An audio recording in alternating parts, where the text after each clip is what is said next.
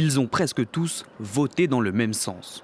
Ce mardi, 8 juges sur les 9 qui composent la Cour suprême américaine ont invalidé une loi de l'État du Colorado qui interdisait les thérapies de conversion. Assimilant l'homosexualité à une maladie ou un trouble mental, ces thérapies doivent, selon leurs défenseurs, rendre les membres de la communauté LGBT hétérosexuels ou cisgenres.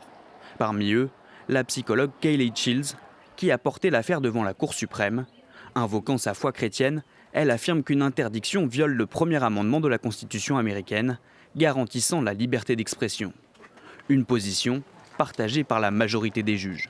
Le premier amendement constitue un rempart contre toute tentative d'imposer une orthodoxie des opinions, reflétant la conviction que chaque Américain jouit d'un droit inaliénable à s'exprimer librement.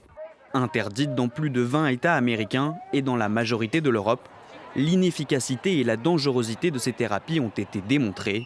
Des études prouvent qu'elles peuvent provoquer une dépression et des pensées suicidaires chez les patients, notamment lorsque les praticiens utilisent la violence physique ou encore la privation de nourriture. Les parlementaires démocrates dénoncent une décision dangereuse. Il faut être très clair. La thérapie de conversion est une forme de torture psychologique. Il est impossible de changer l'orientation sexuelle ou l'identité de genre d'une personne. On ne peut pas transformer une personne gay ou lesbienne en hétérosexuelle. On ne peut pas convertir une personne transgenre pour qu'elle ne soit plus transgenre.